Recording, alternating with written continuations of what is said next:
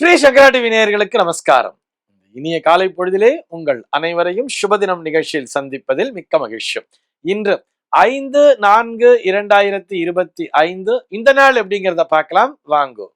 இன்றைய தினம் குரோதி வருடம் பங்குனி மாதம் 22ஆம் தேதி சனிக்கிழமை. திதி பார்த்தோம்னா வளர்பிறை அஷ்டமி திதி இரவு 7:26 வரைக்கும் இருக்கு. அதனைத் தொடர்ந்து வளர்பிறை நவமி திதியானது வந்து விடுகிறது. இன்னைக்கு நட்சத்திரம் பார்த்தோம்னா புனர்பூசம் நட்சத்திரம். நாளைய தினம் அதிகாலை 5:30 வரைக்கும் இருக்கு. அதனைத் தொடர்ந்து பூசம் நட்சத்திரம் என்பதும் வந்து விடுகிறது. இந்த நாள் முழுவதும் ஒரு சித்தயோகம் கூடிய நாளாக அமைந்திருக்கிறது. இதுபோக இன்னைக்கு பஞ்சாங்கத்திலே வரக்கூடிய யோகம் அப்படின்னு சொல்லி பார்த்தோம்னா இன்னைக்கு அதிகண்டம் அப்படிங்கிற ஒரு யோகத்தை கொடுத்திருப்பா. கரணம் பார்த்தோம்னா பத்ரை அப்படிங்கிற ஒரு கரணம் காலையில 7:44 வரைக்கும் இருக்கு. அதனைத் தொடர்ந்து பவம் என்கின்ற கரணமானது வந்து விடுகிறது. இந்த நாளானது ஒரு சமநோக்கு நாளாக அமைந்திருக்கிறது.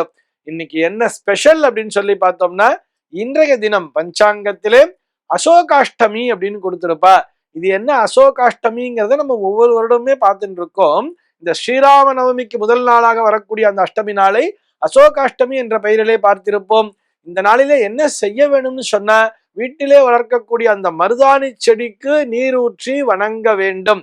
அதாவது எவர் ஒருவர் இந்த நாளிலே மருதாணிகளை கையில இட்டுக்கொண்டு அந்த மருதாணி செடியை பூஜித்து வணங்குகிறார்களோ அவர்களுக்கு எல்லா விதமான நன்மையும் கிடைக்கட்டும் என்று சொல்லி சீதாதேவியானவள் அந்த அசோக வனத்திலே இருக்கக்கூடிய அந்த மருதாணி செடிகளுக்கு வரம் அளித்ததாக நமக்கு ராமாயண கதையானது சொல்லுகிறது. ஆக இந்த அசோகா என்று சொன்னால் அசோகவனம் என்று சொன்னாலே அது மருதாணி நிறைந்த வனம் என்பதுதான் பொருள். அந்த மருதாணி மரங்கள் நிறைந்த அந்த அசோக வனத்திலே சோக அப்படின்னே சொல்றா இல்லையா, சோகத்தை நீக்கக்கூடிய வகையிலே அந்த சீதா பிராட்டிக்கு இருந்த அந்த சோகங்களை எல்லாம் போக்குகின்ற வகையிலே அந்த மருதாணி செடிகளானது எப்பொழுதுமே அவருக்கு ஆறுதல் சொல்லிக் கொண்டே இருந்தனவாம். ஆக இந்த நாளிலே எவர் ஒருவர் மருதாணி செடியை பூஜித்து வணங்குகிறார்களோ அவர்களுக்கு வாழ்க்கையிலே சோகம் என்பதே இருக்காது என்பதையும் புரிந்து கொள்ள வேண்டும். இதுபோக இந்த நாளானது பவானி உற்பத்தி நாள் அப்படிங்கிற மாதிரியும் கொடுத்திருக்கா. அந்த பவானி நதியானது உற்பத்தியான நாளாகவும் இந்த நாளானது பார்க்கப்படுகிறது.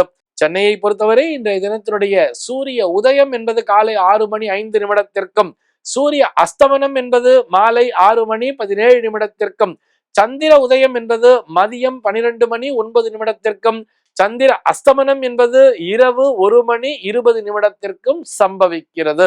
பிரம்ம முகூர்த்தம் பார்த்தோம்னா நாளைய தினம் அதிகாலை 4:30 முதல் காலை 6:05 வரையில் நீடித்திருக்கிறது.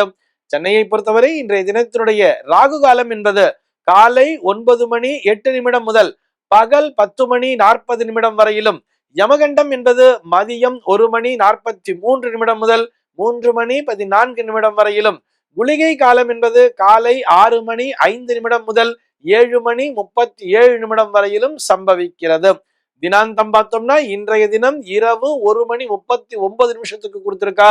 சூலம் பார்த்தோம்னா இன்றைக்கு கிழக்கே சூலம் காலை 9:21 வரையில் அந்த சூல தோஷம் என்பது உண்டு.